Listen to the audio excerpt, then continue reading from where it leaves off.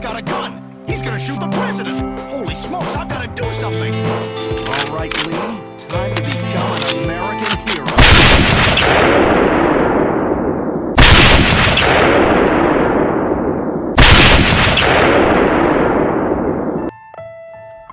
Darkmyths.org and Neopolis Media Group proudly present to you the Lone Gunman Podcast, featuring your host, Rob Clark, where research comes to shine and myths come to die. Stay tuned. Be right there.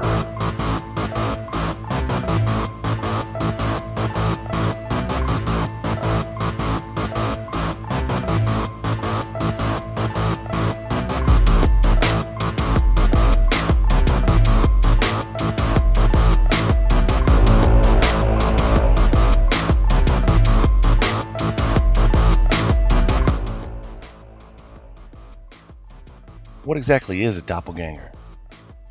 Well, it's derived from German meaning double goer or double walker, and refers to what they thought was a supernatural phenomenon back then, which is someone who looks like you, talks like you, walks like you, acts like you. Could be your twin, but is not. It also describes a phenomenon of having a double that is not related to you. And if you go on twinstrangers.net, you can try to find your own doppelganger in the sea of 7 billion people that inhabit this planet. And to think that there's not somebody else out there who looks just like you, who acts just like you, who has those same color eyes as you, same shaped nose, mouth, ears, hair, is just naive. They exist. They are out there. And if you want to go check that out, it's very cool. They have a lot of stuff over there of doppelgangers that have found each other. And I'll put up some photos and a link over on tlgpodcast.com for you to check it out. That's the phenomenon we're going to be talking about here today. Concerning the assassination of Lee Harvey Oswald was my guest. Before we get into it, though, I want to encourage everyone to go check out Pete's Paranormal Chronicles. It's a podcast by Corey Monbourqueret, and it is just the funniest thing ever. And finally, Pete on the show has gotten a budget, so the quality of the show has gone way up.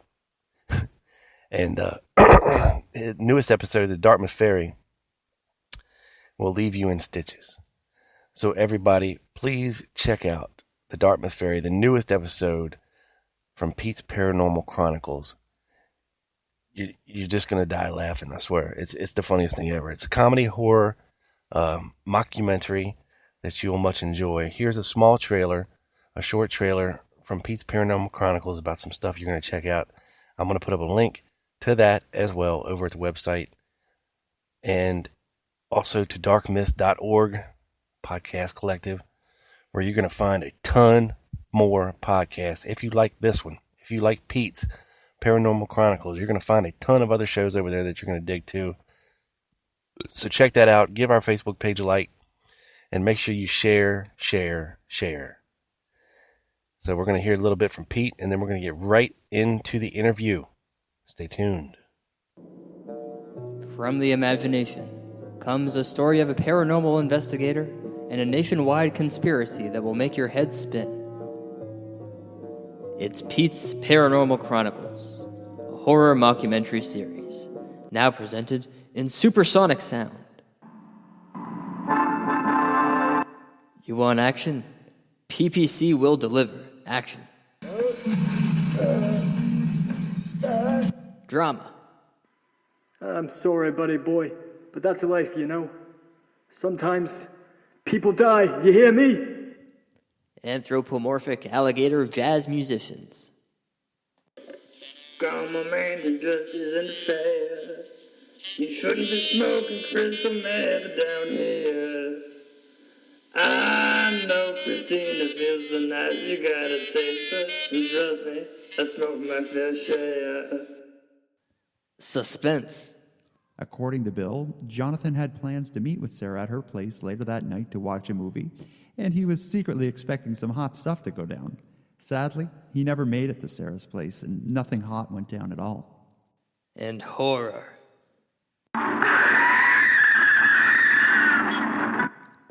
The Dark Myths Podcast Collective presents Pete's Paranormal Chronicles, a comedy horror show. Turn the volume up, turn the lights down. What's up, everybody? Welcome to the Lone Gunman Podcast. This is episode 117. And today I have an author joining me. His name is George Schwimmer, Ph.D. He's the author of Dopplegänger, The Legend of Lee Harvey Oswald. And you can find that on Amazon. George, welcome to the show. How you doing? Thank you. Glad to be here. Good. Now, your book is very interesting. You were kind enough to send me a copy of it to peruse before we got a chance to talk here. If you could, just tell everybody a little bit about yourself and what made you want to write this book. Well, I'm more or less retired, and I write various and sundry things, books, plays, screenplays. And in 2009, I began writing a screenplay about a potential assassination of a presidential candidate, and of course that brought JFK and Lee Harvey Oswald to mind. And hadn't read anything about, didn't want to read about it, for a long time. I wanted to put it behind me, and I hadn't read anything for about 30 years. So I thought, well, I better read something about, see what is the latest on the question of the assassination.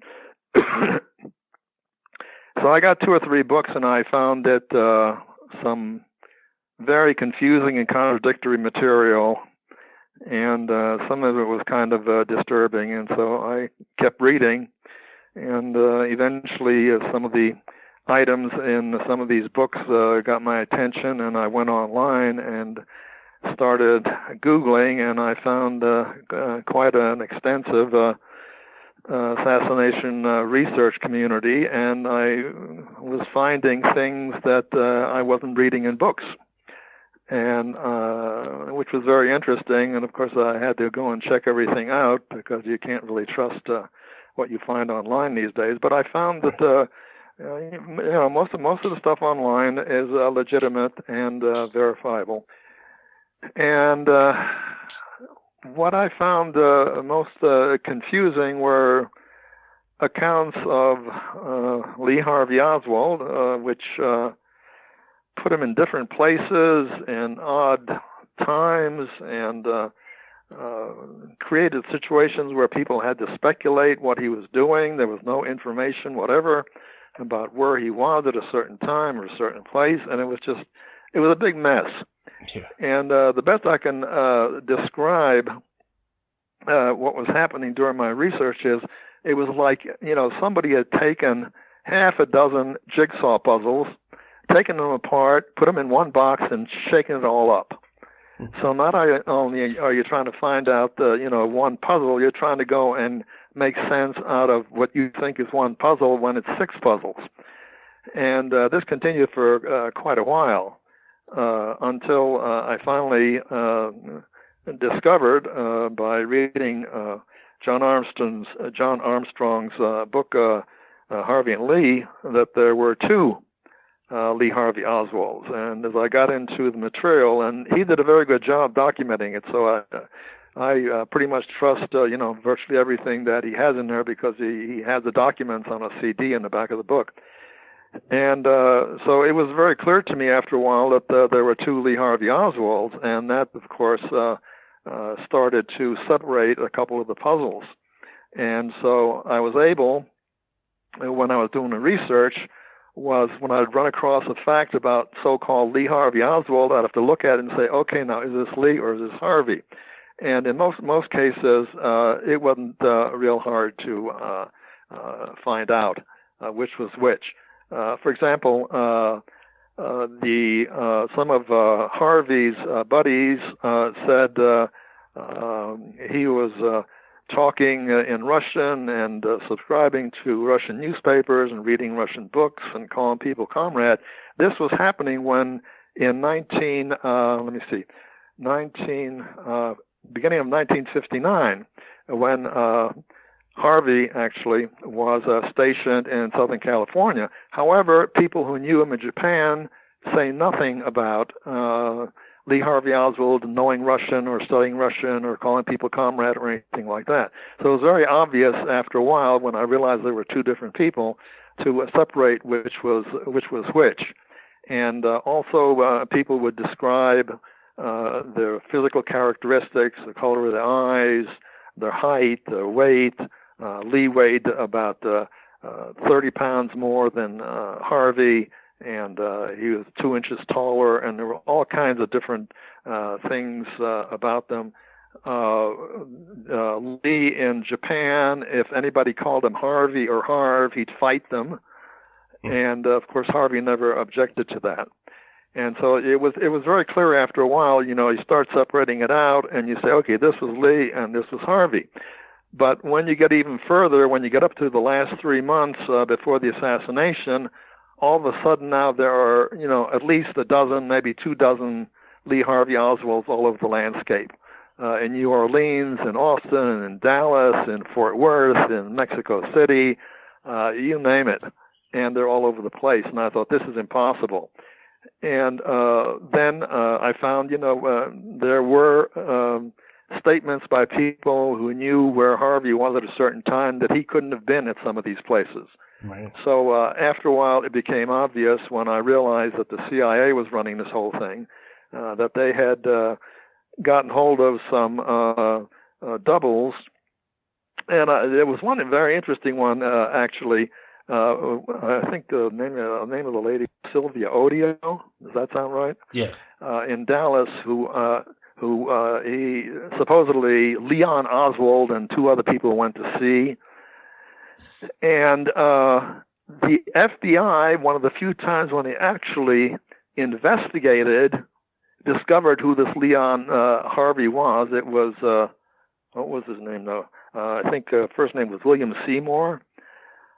And he had been connected with a organization called Interpan, which was a private organization to help with the Cuban exiles' plans to invade Cuba. Anyway, they found out who he really was. So that one time, the FBI actually did some investigation.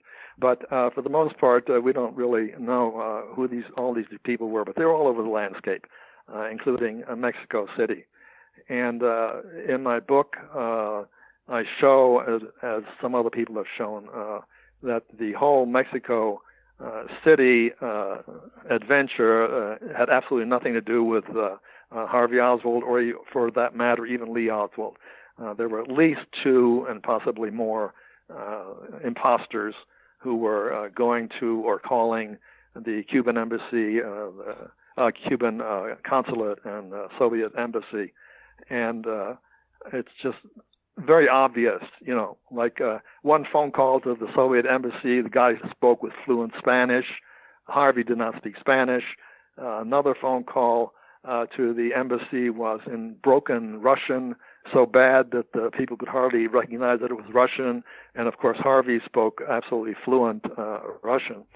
Now, one of the things which I just want to mention, because I found it very interesting, and you may recall that some woman with a foreign accent after the assassination, a day or 2 after the assassination, called up a distant relative of Officer J.D. Tippit in Connecticut, right, and said she knew the real father and uncle of Harvey Oswald, which of course wasn't his real name, and that they were active communists, that he was out of work, and that they lived, I think she said it was at 79th, East 79th Street and near 2nd or 3rd Avenue, near 3rd Avenue.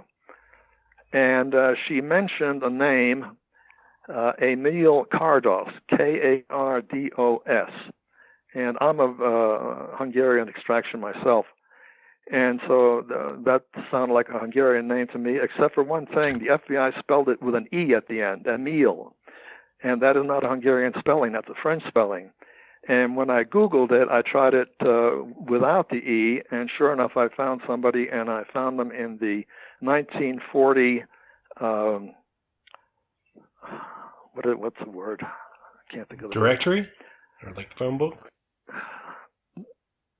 No, it's done every 10 years, but what? The census? It's census, right. Yeah, the 1940 census listed an Emil Kardos who had a son, 37 years old, also named Emil, and both of them were unemployed. And they lived 3 blocks from where this woman said that Harvey's father had lived. And now one of the odd things along with that is that John Pick, Harvey's Lee Oswald's oldest brother, married a young woman who was a Hungarian, and they lived about 8 blocks from where these people lived. Huh. And so the whole thing, I mean, it's just really, really weird. And on top of that, I found some references that three language specialists after the assassination were given samples of Harvey's voice, and all 3 of them said this man was not born in the United States. English was not his original language. And the same thing happened with a letter that Harvey sent to Senator John Tower, and he sent it to a language specialist, I think it was at Yale, and the man said this was not written by a man whose original language was English.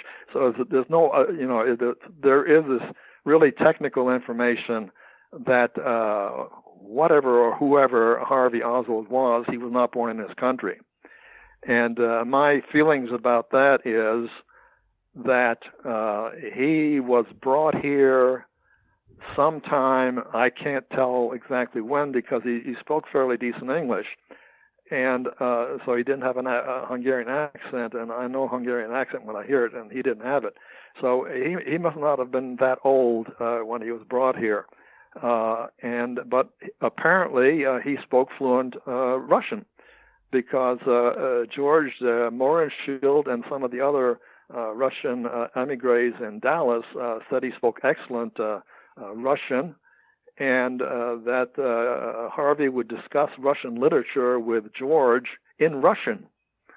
And George said that Harvey preferred to read Russian classics in Russian. Well, you don't learn how to speak like that and read like that in a year or two while you're in the Marines. It just can't be done. Right. I studied different languages, and I flunked most of them because it's just not easy. You really have to work very hard, and it takes a lot of time.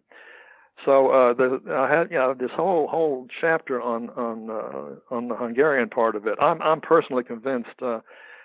I'm looking forward to getting. I couldn't get the 1950 census because it's not out yet. It won't be out until 2022. So I'm looking forward to 2022 and seeing what other information I can find from the census there. So these are the kinds of things that I ran across on the internet and followed up on, and some of them were really eye-popping. Yeah, no doubt. I mean, because I think I've read John Armstrong's book too, and he takes it all the way back to I think elementary school. With there being a Harvey and a Lee, and he tells that story about the FBI, going to Lee Oswald's elementary school the day after the assassination to get his records, which disappeared. Yeah, and we're never seen again. Is odd. It's very odd to begin with, for them to even do. Yeah. I also want nobody has brought this up, but I'm convinced. I'm convinced that Harvey was a year younger than Lee, because he was so much smaller. He was at that time he only weighed probably about 70 pounds, and Lee weighed about 114, so that was 44 pounds. And you couldn't be the same age and weigh 44 pounds more unless you were a fat kid, and Lee was not a fat kid. He was a very muscular kid. There was one photograph that everybody shows of Lee in grammar school. He's got very thick forearms, very thick neck, and he looked like a pretty strong kid. And one of his classmates in 7th grade described him as being the most dominant kid in his class. So physically he was very tall and strong for his age, and Harvey, compared to him, was called by social workers as very frail. A psychiatrist who saw him said he looked like he was out of a concentration camp. So, I mean, it's very obvious there were two different kids going back. The only thing that is mysterious to me, and I don't really have an answer for, or even a real guess for, and that is how did the CIA find Harvey? Now, I know how they found Lee, because Lee's first cousin, Marilyn Moret, was a CIA agent who worked overseas in Japan, for example. And my theory about that is that she suggested Lee to the CIA. And I feel that Robert also was recruited by the Office of Naval Intelligence, just as Lee and Harvey were recruited. And John Pick worked for the, I think it was called a PSU. Anyway, that was this, he was with the Coast Guard, and they worked on Ellis Island, where the immigrants came in. And I started wondering, did that have anything to do with them finding Harvey? They found him somewhere in 1951. I mean, it's obvious. Maybe a little bit earlier, maybe 1950. But exactly how they got their hands on him, I don't know. And the thing that's also a little bit weird about that is how could a mother let her son go like that, you know? And I finally came to the conclusion that by that time his mother must have been dead. And I still don't know how they worked this all out, but I can't imagine a mother giving up her son like that. Right, or he was an orphan, or something along those lines.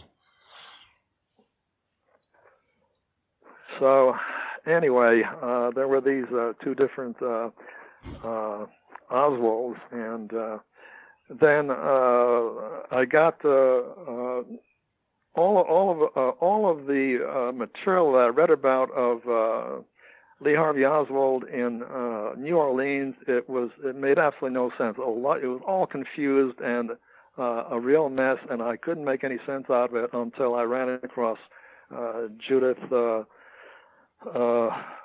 Vary Baker's book Lee and Me, and she described in very great detail, she apparently had a photographic memory, and of her relationship with him, and as she told the story, everything just started to make sense to me as to what happened in New Orleans. So that was, one of the key points that didn't make a whole lot of difference, but it certainly clarified things a great deal. Yeah, I know a lot of people don't really buy what she has to say. I mean, because of course there's the problem of I was a literature major, and I taught literature, and I taught English composition, and I've written several books, and I've written screenplays, and I've written plays. So I know language, and I know how language and ideas fit together. And when you look at a book like Vary's book, you have to look at the totality of it. I'm not sure that every single word that she has in there is accurate. She apparently did some research, which I don't think was accurate, but everything that she said that she personally experienced, I have no reason to doubt, because it just fits together. It fits together not just because of what she said, but with the facts which we already knew. And so I believe, everything that I put in my book that she wrote about New Orleans is correct. And one of the things that really answered one question for me was, if Harvey was in Mexico City. How did he get there? And who was this other guy who went on a bus and had an old passport of Lee Harvey Oswald, which Harvey had turned in to get a new passport about a month before he was spotted in Mexico City. And based on a couple of comments in various books, it finally dawned on me. He had taken these cancer cells down to test on a subject that the CIA wanted to test to see if it would kill a person fast. They wanted to kill Castro with these cancer cells. And so Harvey supposedly was to take these cancer cells, which apparently worked, down to Mexico City, give it to somebody who would take it to Havana, and in Havana some doctor would inject Castro with the cancer cells. A totally nutty idea, like all the other nutty ideas the CIA had at that time of trying to kill Castro. But anyway, apparently what happened was that Harvey, when he took these cells to the for the person who was to be tested, they had to take it in an air-conditioned car in a special container. And I said, look, there's no way that he could be on a bus with these cancer cells going to Mexico City. So it's obvious to me that he flew from New Orleans. He disappeared for 2 or 3 days. He flew from New Orleans to probably a private airstrip in Mexico City to deliver these cancer cells, while Lee Oswald or some other imposter took the bus to Mexico City, and then all of this baloney about Lee Harvey Oswald contacting the Cuban consulate and the Russian embassy, et cetera, et cetera, et cetera. It's sheer nonsense. Yeah. Now we have, of course, supposed pictures of Lee Oswald in Mexico City, and of course they're not him. They don't look anything like him. We got the one guy. Nothing like him. Yeah, that one guy looks a little Russian, a little bit, I guess, and then we have another blonde guy who's a lot older. Yeah, but the other guy is blonde. He weighs about 125 pounds, and it was about 5'6". And the Russian-looking guy was 6 foot, had a muscular build. I mean, it's just nonsense. It's sheer nonsense. I don't want to get into all the details, but if you read what I wrote and read some other books, you'll find it's absolute nonsense. And I remember I read somewhere that the House Assassination Committee, when was that, 1978 or something like that? Yeah. Anyway, there was a report there. It was 128 pages long, which has been classified secret ever since, which supposedly the CIA showed conclusively that all of that was bogus. So in and of itself, if we had no other information but what happened in Mexico City, this whole thing was baloney, right, from beginning to end. Yeah. Now talk to me a little bit about Richard Case Nagel and what he had and what he was up to there. Richard Case, how do you pronounce it? Nagel or Nagel? Nagel or Nagel. Nagel. I don't know how it's pronounced. Okay, yeah. That was very interesting. It was book. My mind's going. I forget the name of the author. But anyway, it's a very long book. I think it's about 700 pages about this man. And he was an intelligence agent who first worked in the service for Army intelligence, and he was in Japan actually about the same time as Lee Oswald was. And then when he got out of the service, he was in a terrible airplane crash, a B-25. He was the only survivor, and he got pretty badly banged up, but he recovered. And he then went to work as a CIA contract agent, and at the same time he was working as a KGB contract agent, which is a pretty good trick. Yeah. And he was told by his Soviet handlers to infiltrate. They somehow got wind of the Kennedy plot, and he was told to infiltrate the plot in New Orleans. And in the course of that, he met Lee Harvey Oswald, and they got to be, I guess, more or less friends. And he discovered, that they were probably trying to make Oswald a patsy, and he told Russians, and the Russians told them to assassinate Oswald. And Miguel didn't want to do that, and so he was in El Paso one day. I think it was sometime in September. Yeah, sometime late September, and he walked into a bank and fired 2 shots into a wall near the ceiling, and then went outside and waited in his car for the police to come. And when the police came and he was arrested, he told the policeman, "I'm glad you caught me. I sure did not want to be in Dallas." Right.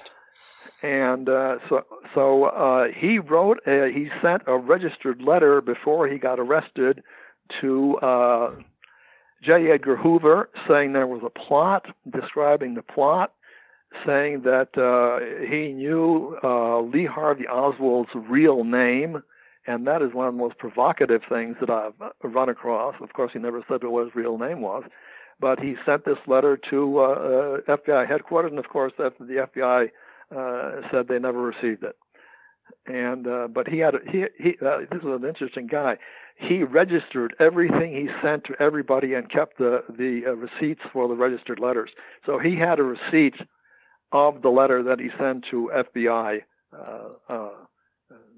Chief J. Edgar Hoover. This guy, unfortunately, he died when he was 65, supposedly of a heart attack. The day after the House Assassination Committee decided to subpoena him and sent him a letter that they wanted to subpoena him and all of his records. So that heart attack was probably a special poison that the CIA developed, which they told the church committee about, and it's fired from a high-speed gun, and the person doesn't even know they're being shot with it. And the poison is frozen and shot into the person, and they die of a supposed heart attack. And if you go through all of the people who died mysteriously after the assassination, you're going to find quite a few people who died of heart attacks. Some of them at very young ages, like Billy Lovelady. He died at 41. He was a key witness from the Texas School Book Depository. Right. Yeah. Now, what was I going to say? Oh, the name of the book is "The Man Who Knew Too Much," I think, by Dick Russell. Yeah. Right. And Dick Russell. Right. Yeah. I always thought it interesting, because of course Richard Case Nagel is not his real name either. But I always thought it interesting that you have Nagel and then Oswald's alias Heidel. The ELL ending. Yeah, well, in the book, Dick Russell speculates, Nagel wouldn't confirm it, but he speculates that the last part of Hidel came from Nagel's name, and the first part came from initials of the South Korean Secret Service. And anyway, Dick Russell believes that Nagel made up that name, which was Hidel. That was another piece of information that I really developed a little bit in the book, which fascinated me.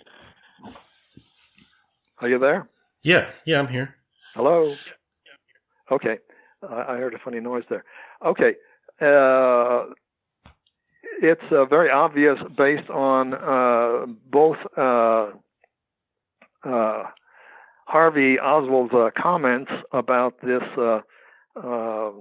selective service card of supposedly, what was it now, James, I can't remember what the first names were, but anyway, the last name, Hidel. And what Nagel said was that the name Hidel was a code name, and that it was used by a number of intelligence people, including himself, and they would use it with a different first name or a different last name or different initials, depending on code purposes. And the only time this name showed up was when Oswald got a post office box in New Orleans, where he listed the Hidell name. He did not have it, although the Warren Commission claimed he did. He did not have it on his post office box before he went to New Orleans. And in fact, he did not have it in his possession when he was arrested, and it was not found at the scene of the Tippit murder. The whole thing is just a big fairy tale that was made up by the CIA or the FBI or whoever it was. I guess to it was connect just it a code with name. That's to all connect it it was. with the rifles. Yeah, they try to connect it with the rifle and everything else, but Oswald said he never used it as an alias, and there was absolutely zero evidence that he ever used it as a alias. Right. Well, so one of the things that I discovered was that there was just an enormous number of people who lied. I mean, it was mind-boggling.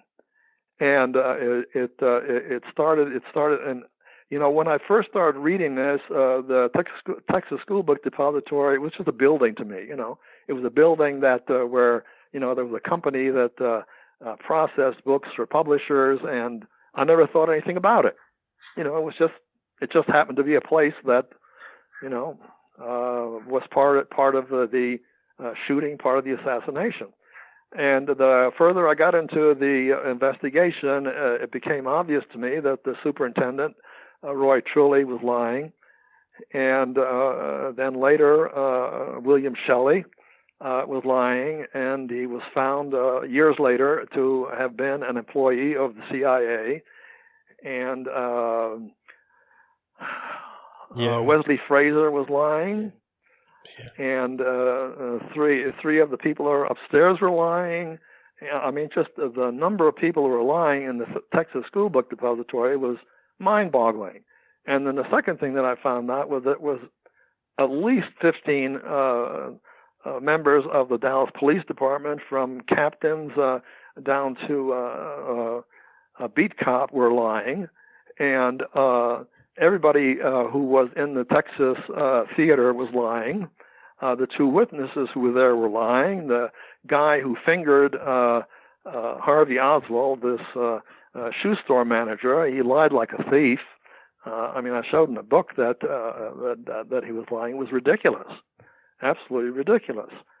And the other thing to go along with that are the times. And I know people, lots of people have written about the different times, but the time that the Warren Commission claimed that Officer J.D. Tippit was shot was 1:16, which is absolutely ridiculous, because there's any number of witnesses and other information that shows that he was shot at approximately 1:06, maximum 1:08, but most likely 1:06.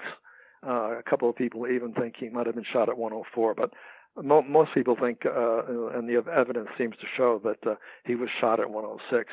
And one of the witnesses who was not called by the Warren Commission, a lady who lived almost in front of where the shooting took place, was interviewed by someone named, I think his name is Barry Ernest, some years later. And he found her, and he asked her, what time did this happen? And she said, 1:06. And he said, how do you know?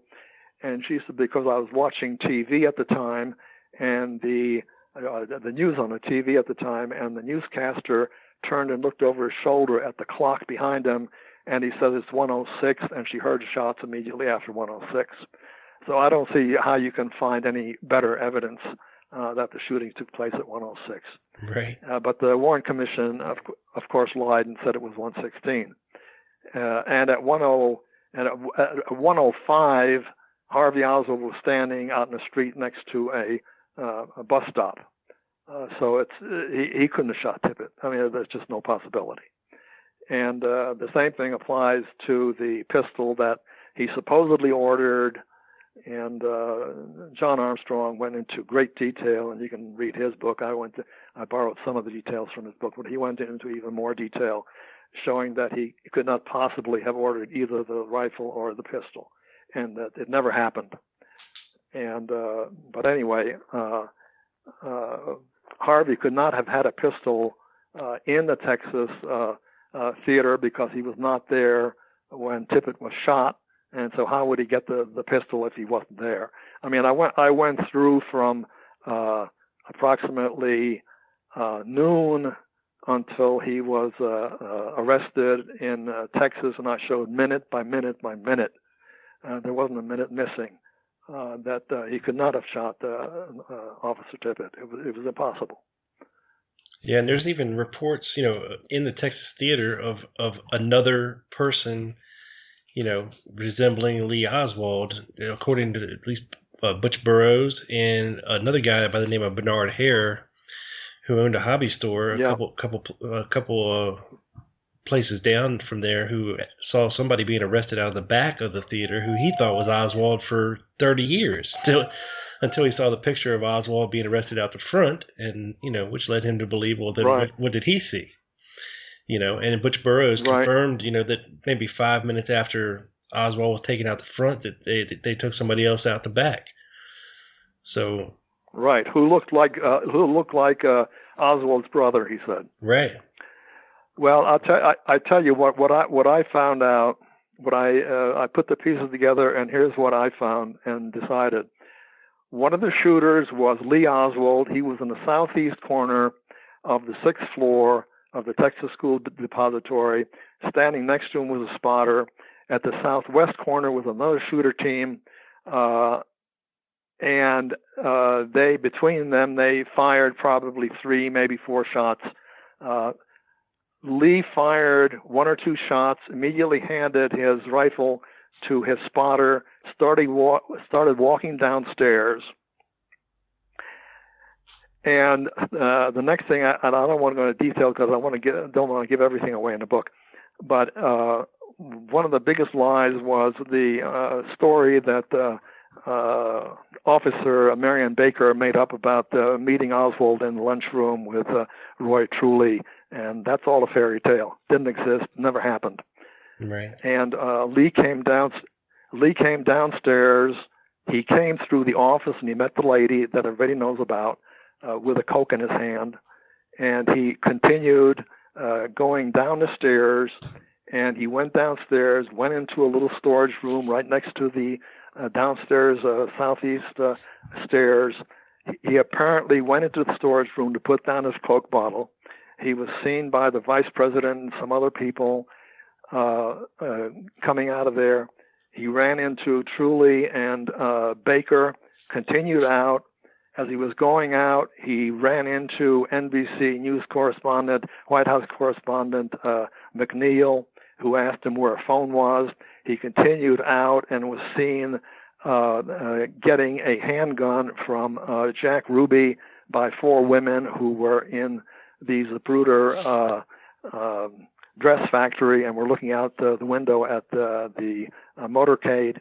He then went and waited to 140. At 140, he ran down this little hill to a Nash Rambler, and they went off down toward the Oak Cliff section, and they turned left on I forget the name of the street. Anyway, they turned left on a street that went down to 10th Street, and he got out there and somehow he either got a brown jacket either from the driver or some other place, and then was seen by various witnesses walking down East 10th Street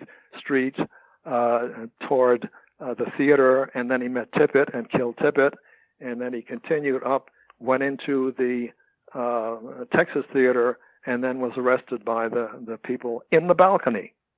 Right. Whereas Harvey Oswald was arrested downstairs.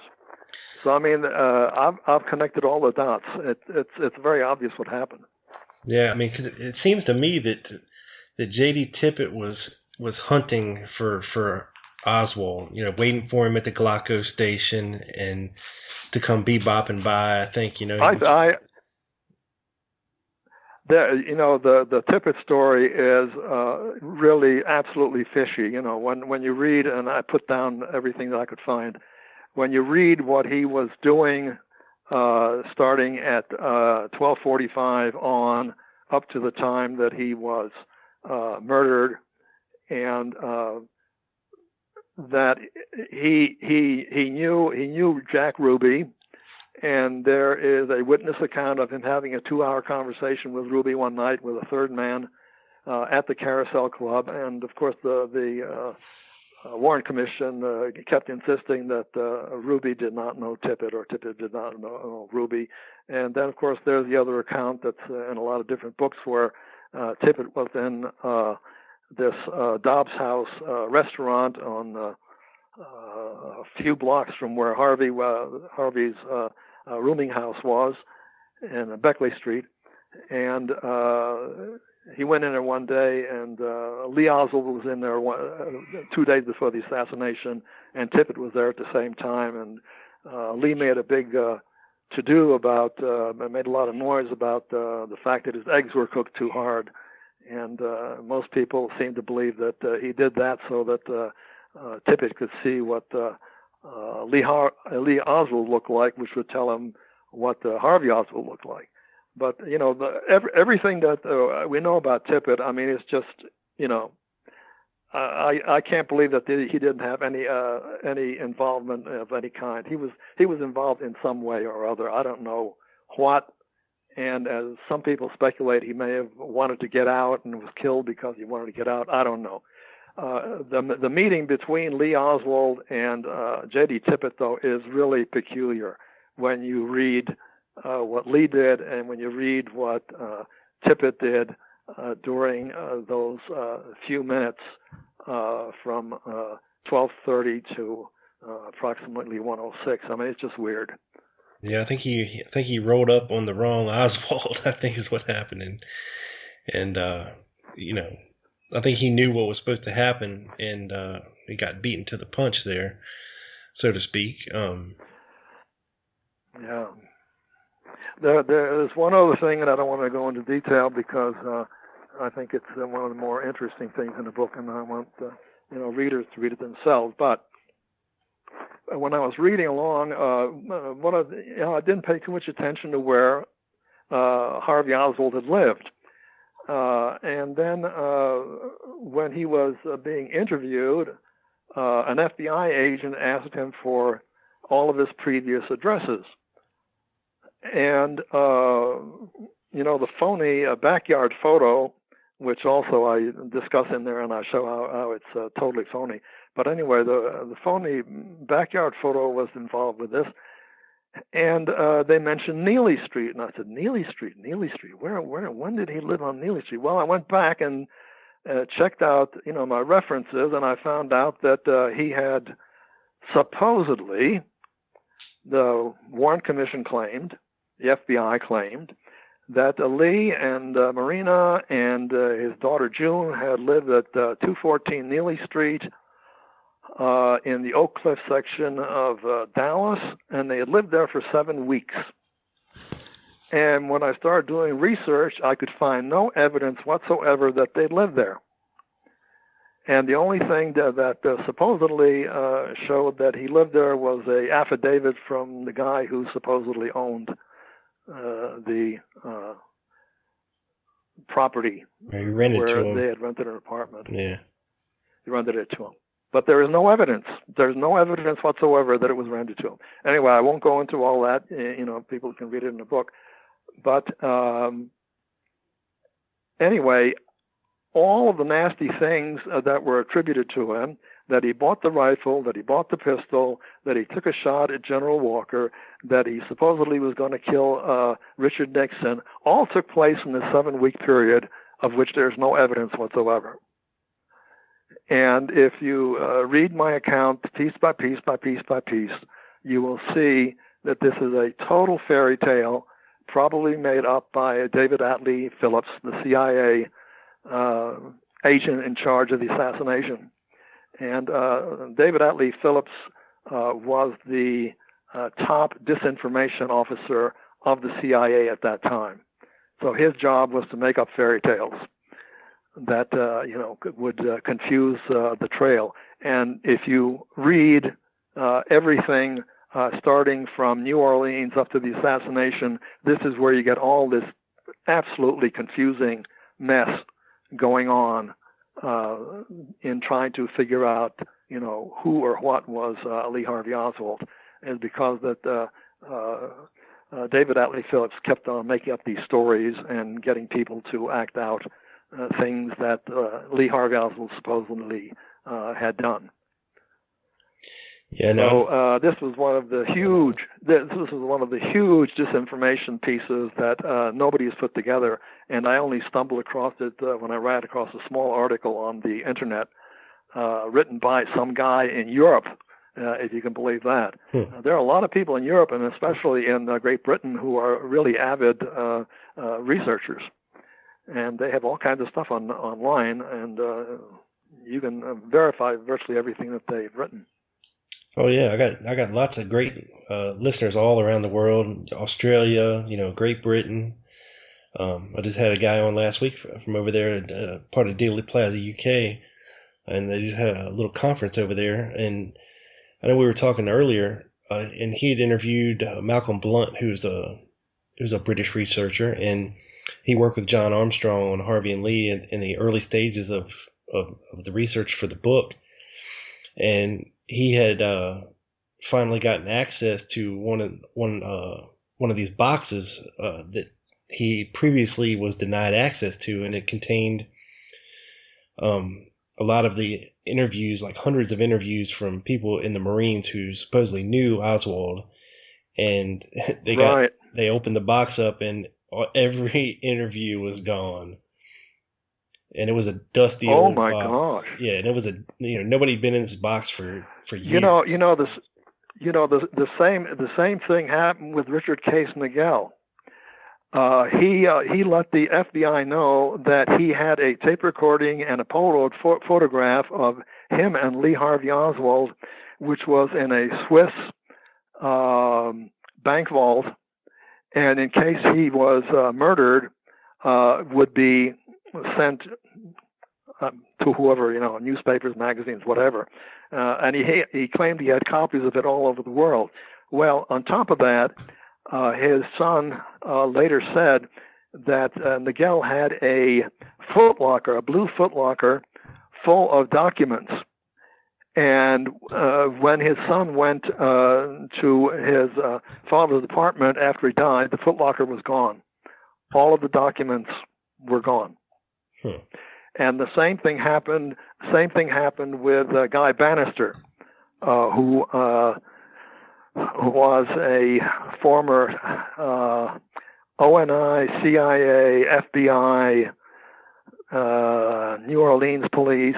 Anyway, he was in charge of a lot of this stuff that was taking place in New Orleans, and he worked with Harvey Oswald.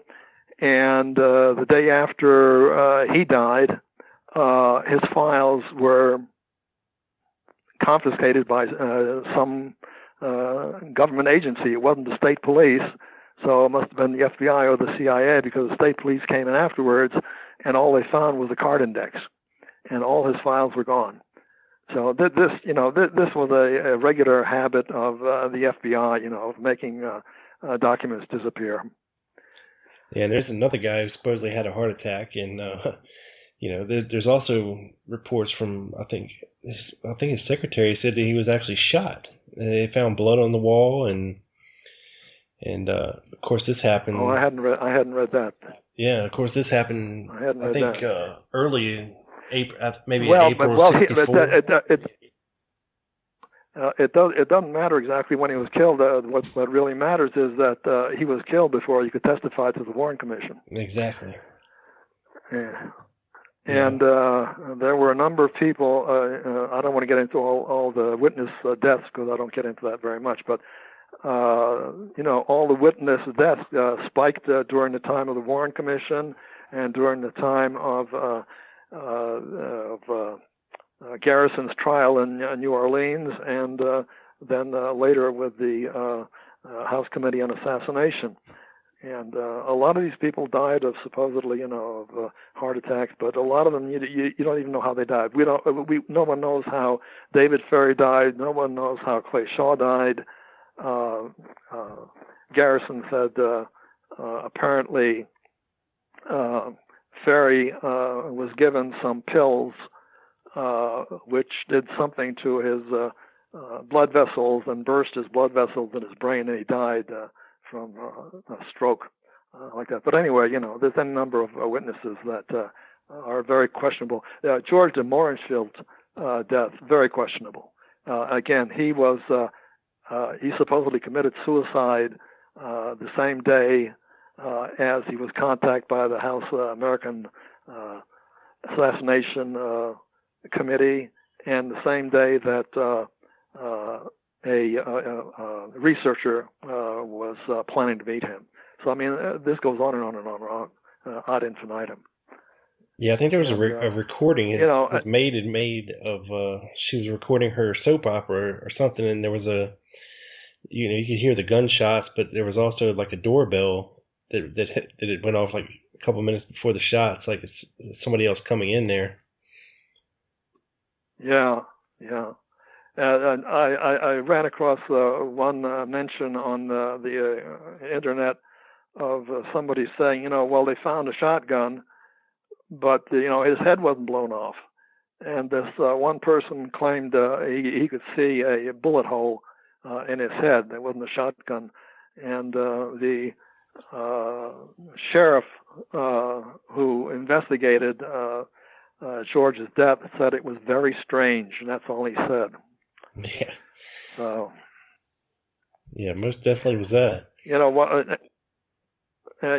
Also, one little thing which caught my attention, and it's very provocative, and I'm not sure a whole lot of people know it, and that's Marina Oswald was, quote, interviewed, unquote, something like 46 times in the 71 days between the time of the assassination and her testimony.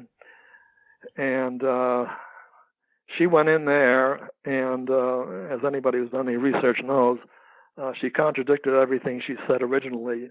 She made she gave an affidavit to the FBI saying she'd never seen a rifle, never seen a pistol, never seen any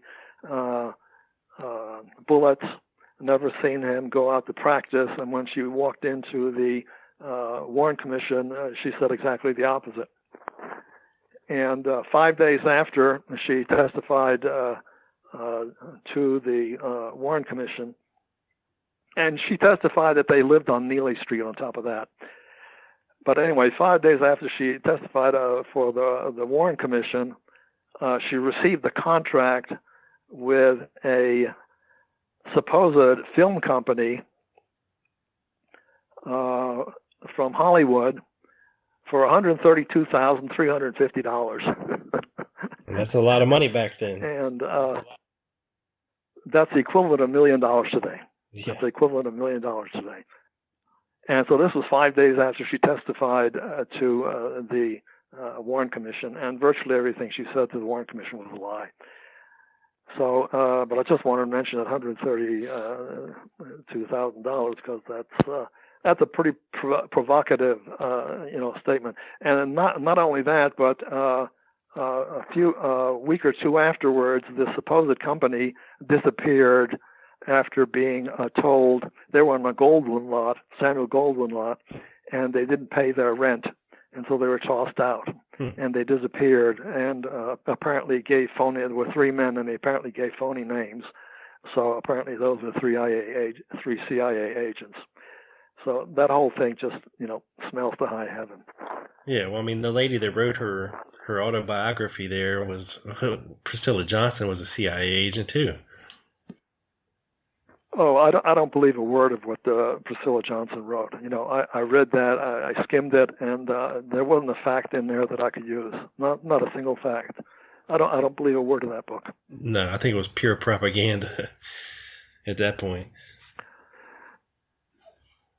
Well, stop and think about it.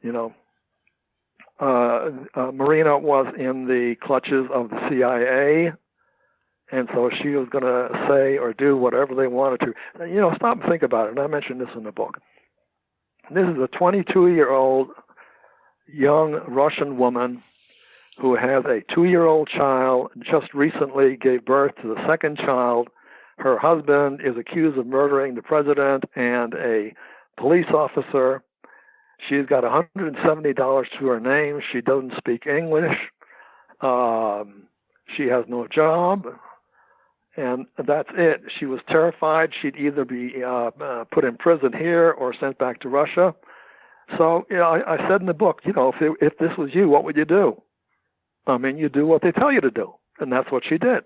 She did what the FBI told her to do and what the Warren Commission told her to do, even when some of the things she said were absolute nonsense and completely contradicted what she had said previously. So, 90% of what Marina said, I think, is just made up. It just doesn't exist. Yeah, I always thought a shame, Yeah, I always thought it odd, that, okay, you got this American defector, former Marine, going to Russia, and, Marina supposedly happens to meet 3 American defectors, has relations with 2 of them, and ends up marrying one within a couple weeks of meeting him. Right. It just makes me wonder if there's not a little something more to Marina than meets the eye too. I think it's probable, but you have to separate out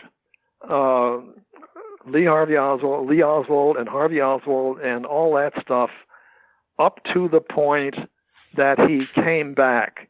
So from the time these 2 guys were merged by the CIA in terms of identity and in terms of everything that took place up to, when did he come back? I think it was June of 1962. Up to June of 1962, that was a legitimate intelligence operation which had been planned by the Office of Naval Intelligence and was run by the CIA, by James Jesus Angleton. And this was a legitimate intelligence operation up to that point.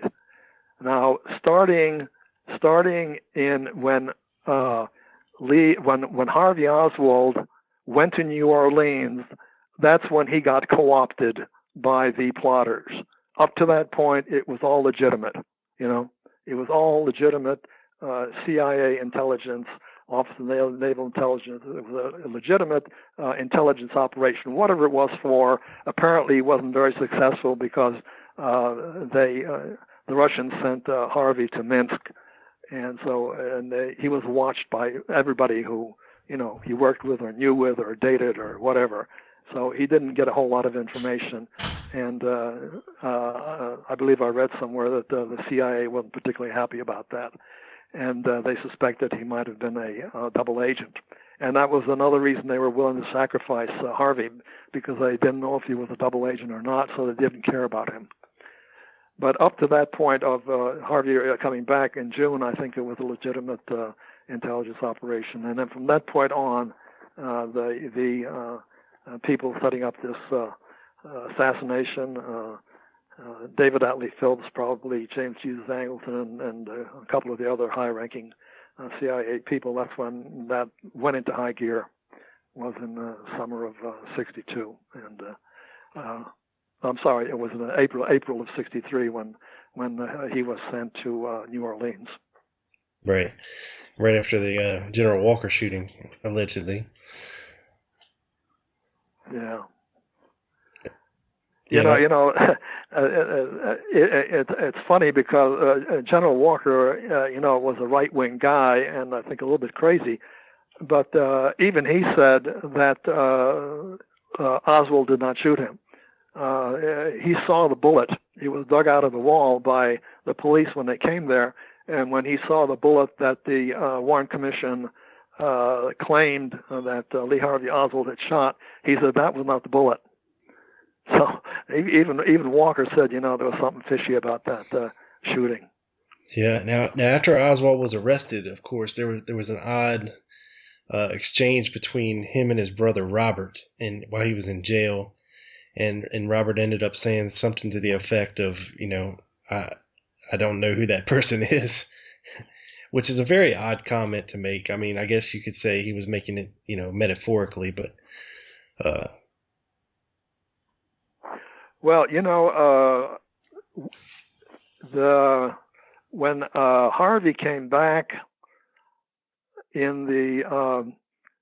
he lived with Robert for 3 weeks. Then he lived with his bogus mother for a month, and then he got his own apartment. And on I think it was November 22nd, 1962, they had this so-called family get-together, and John Pick, the oldest brother, came down to Fort Worth, and the 3 brothers and their wives and children had this get-together. And the bogus Margaret was not invited, which I thought was pretty funny.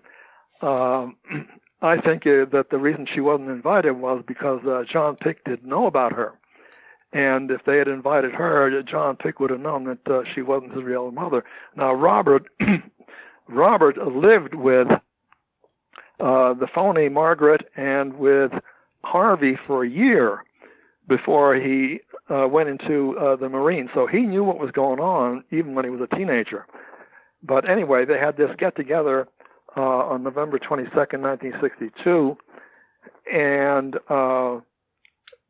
John testified at the Warren Commission that he was shocked by what his brother, quote, Lee, unquote, looked like. He said he was thinner, he had less hair, his face was rounder, his eyes were set more in, he did not have a bull neck, and so on.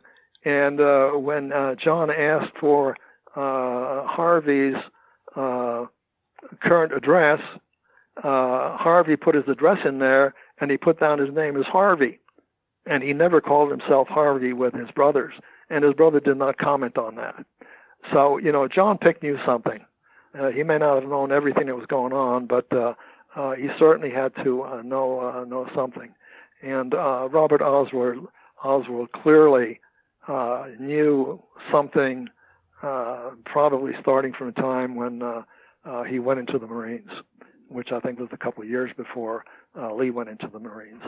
So, I pointed out in one chapter there was this whole nest of spies and enablers in New Orleans. You had Carlos Marcello, a mob boss there, Lee's uncle, Dutz Moret, who was a bookie who worked with Carlos Marcello, Lillian Moret, who worked for the CIA, and then Robert went into the Marines, and I'm pretty sure he got recruited by the Office of Naval Intelligence. And John Pick is connected with the Coast Guard intelligence. Then Lee Oswald, he's in the Marines. He's recruited by the Office of Naval Intelligence and is run by the CIA. And then they all are connected to David Ferry and Jack Ruby. I mean, it's just, somebody wrote an article once called The Spider's Web, and that's really what this whole operation was. It's like a spider's web, except there was a whole lot of spiders, not just one. Yeah, and I think John Armstrong managed to track down John Pick, and I don't think he wanted to talk very much. Oh no. Well, I don't think he was involved in the assassination or knew about the assassination, but he had to have known something about the two Lee Harvey Oswalds. I think the entire Oswald family knew about the two different Oswalds, including Lillian and Dutz Moret, Lee's uncle, and Marilyn Moret, their daughter. They knew about the doubles, but as I pointed out in the book, if they would have said anything, they'd be dead. They would have been killed by either the mob or by the CIA. So they kept their mouths shut, except they made a couple of slips when they were testifying. But outside of that, Dutz said that Lee Oswald was really a loud kid, and everybody else, including Marilyn Moret, said that Lee Oswald was a very quiet kid. So right there you see, two different aspects. Another was a friend of Margaret Oswald. I forget his name now, but anyway, he was the husband of a very close friend of Margaret, and he testified for the Warren Commission. And both he and his wife said that Lee was very loud, and he called him a psycho, and said nobody liked him. And that does not fit the description of Harvey Oswald whatsoever. So, as you go through these various things, there was another one. It was in Jim Marr's book. I don't know if I can quote it exactly, but he talked to some people who knew, quote, Lee Harvey Oswald in New Orleans in 1963, and they said he was a hard-drinking, swearing, dirty person. And, that's not Harvey. Harvey did not drink. He was not dirty. In fact, people commented on the fact he was always very neat, and so on. So, yeah, never. This is where you get all these. Go ahead. Oh, I was just gonna say, no reports of him ever having a beard or, never not clean shaven or dirty. Yeah, he was very neat, especially when he'd go for a job interview. He'd dress very neatly and wear a tie and clean shirt and so on and so forth. I mean, it's just this is why if you don't know, or if you don't realize that there were two different Lee Harvey Oswalds, you get absolutely confused, and you don't say what is this, and so. And it's not just the instances, it's the paper trail, it's the photographs, it's all this stuff combined together that paints a bigger picture once you connect the dots. Yeah, and as I said earlier, but what you have to do is, this is not one puzzle. There was one book, I think it was called The Second Plot, written by a English guy. And he's also helped me get going on sorting this stuff out. And he said there were two plots, and he said the first plot was the killing of John Kennedy, and the second plot was framing Harvey Oswald. And but as I said, there were more than two plots. So there were about 4 or 5 different plots. Yeah. Most of them having to do with Lee Harvey Oswald, or supposedly whoever he was. And so, when it's bad enough to try to sort out 2 plots without having 3, 4, and 5, and 6 different plots that make absolutely no sense. And one other thing which I haven't mentioned, and which there wasn't a lot of evidence, but there was more than enough evidence as far as I'm concerned, and that is that the substitution of Lee Oswald by Harvey Oswald took place either at the end of 1958 or at the beginning of 1959. I believe John Armstrong wrote that in his book, but it was very obvious to me when I looked at it that was the probable date. And then later down the line, in 1963, these women who saw Lee Oswald said they had lunch with him in the area, and he spoke fluent Spanish. And I thought, well, how does he get from being a 10th grade dropout in the Marines and all of a sudden speaking fluent Spanish? And it finally dawned on me that when he dropped out of sight and Harvey took his place, Lee went to the Monterey Language School, and he was taught Spanish there, and he learned fluent Spanish at the Monterey Language School, and then he went to New Orleans and was working for the CIA on anti-Castro projects, beginning in New Orleans, and then he went to Florida, and then he helped to train people to be soldiers in the Everglades. Mm-hmm.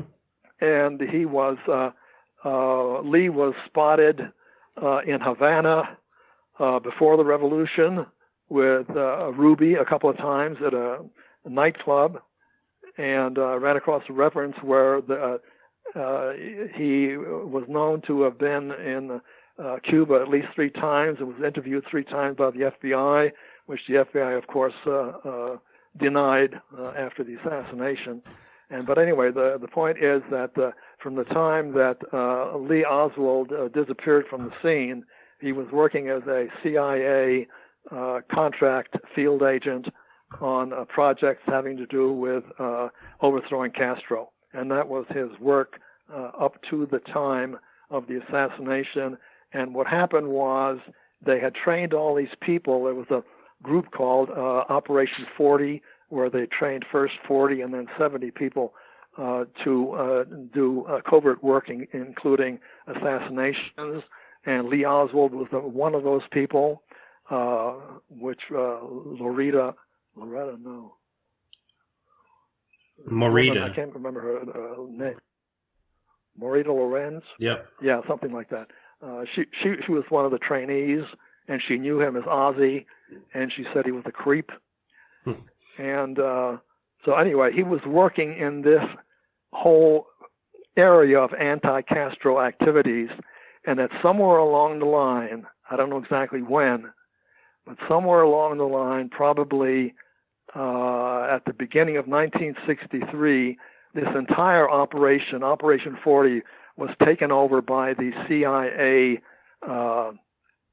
people who planned the operation, and they turned what was intended to be an assassination squad to kill Castro. They turned the same people into killing Kennedy, and that's how the whole thing came about.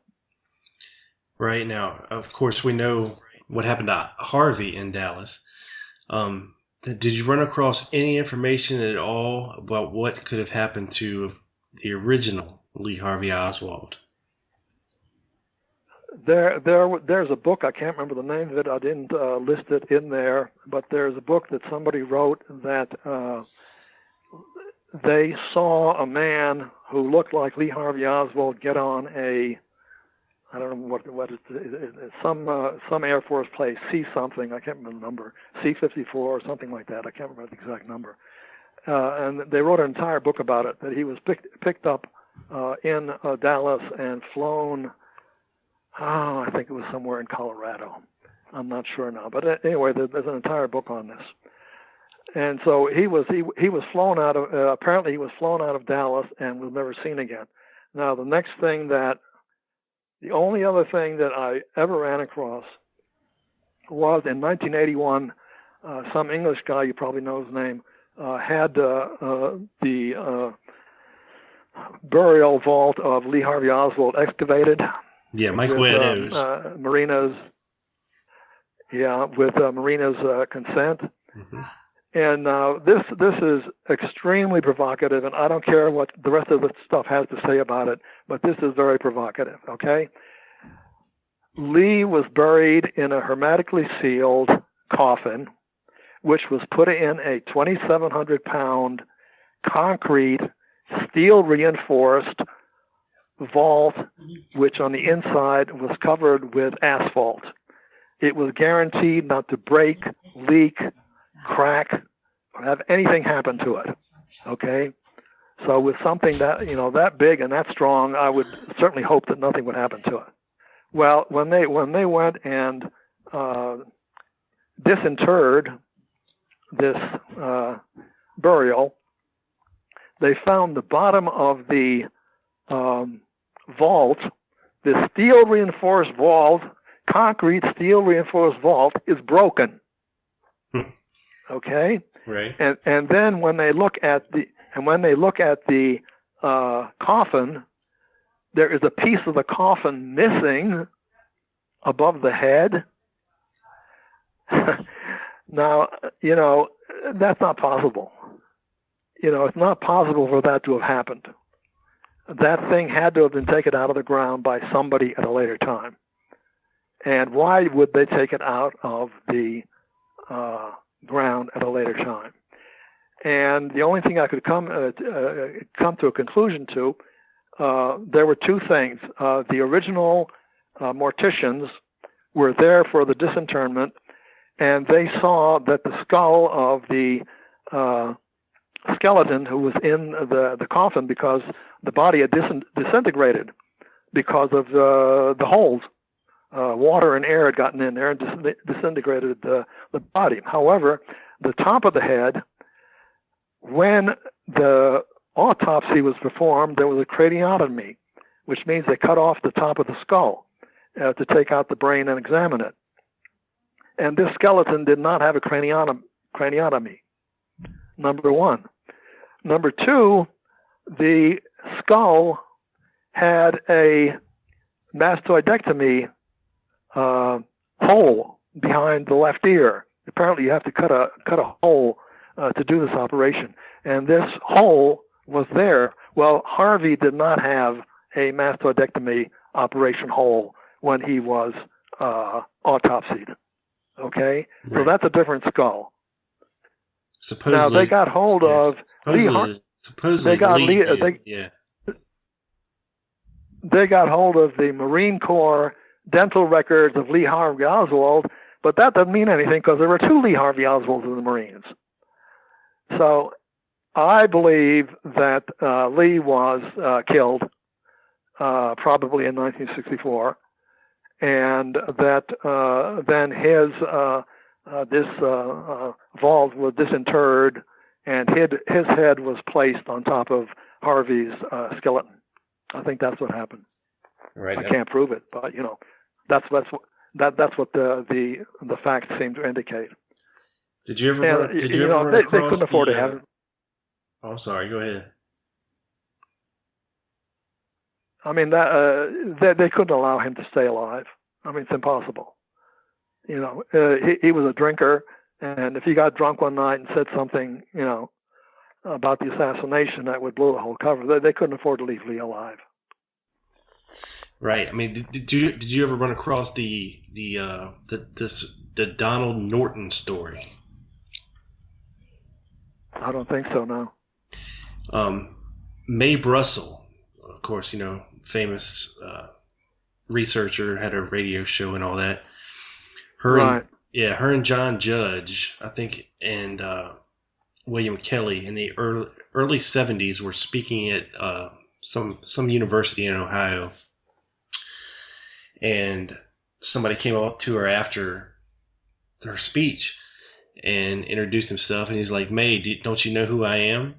And she said this guy was looked like Lee Harvey Oswald, and he had been sending her money or donations or something, and that they went and had some coffee, and then the guy just kind of disappeared.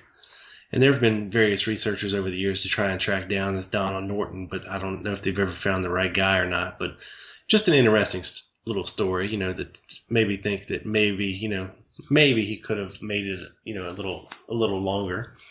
But of course, he still could have been killed before the exhumation, and had his head. Yeah, I mean, there's no evidence of any kind. There are no stories, nothing, even word of mouth or anything about. Whereas up to that point, there is just all kinds of stuff by people coming out of the woodwork saying, "I knew Lee Harvey Oswald." Well, of course, it was Lee Oswald that they knew, and then as of November 22nd, those stories completely stop. So I can't imagine them keeping him on, or giving him a pension, or sending him abroad somewhere, or anything like that. Yeah, I know. I'm afraid. If they were willing to kill all kinds of witnesses who were basically, knew only maybe one fact, certainly they would want to kill Lee Oswald, but there's no evidence. Yeah, well, this is fascinating stuff, George, and everybody can check your book out.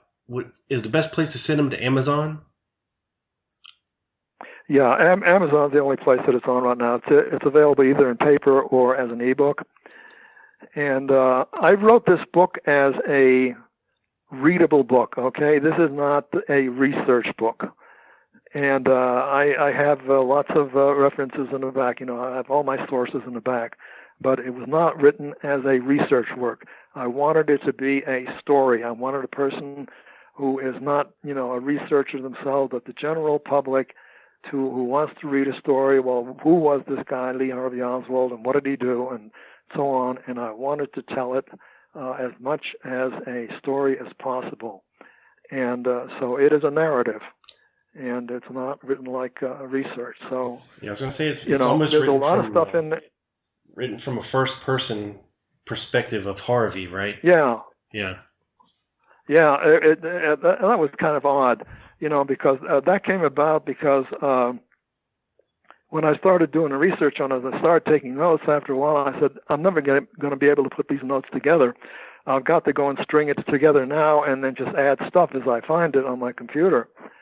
And then I was thinking, well, I wonder if this would make it a play or maybe a movie, because I write plays and screenplays. And I thought, okay, what I'm going to do is I'm going to write this as a monologue, and then I'll determine if there's any possibility of this being a movie or a play. And so I started writing it in the first person, and that's how it came about that I wrote it in the first person. But I really like it, and a lot of my readers like it because I'm able to look at it from a personal point of view rather than quote a researcher. In the third person, it becomes very. I've done research. I got a PhD, and I know how you're supposed to do it. But I didn't want to do it that way. I want it as a narrative, and based on the responses of people who've read the book on Amazon, they all like it written the way it is. So I'm happy I did it that way. Yeah, no doubt. And do you have a website where people can check out more stuff that you've done? My website is www.georgeschwimmer.com. Well, that's easy enough.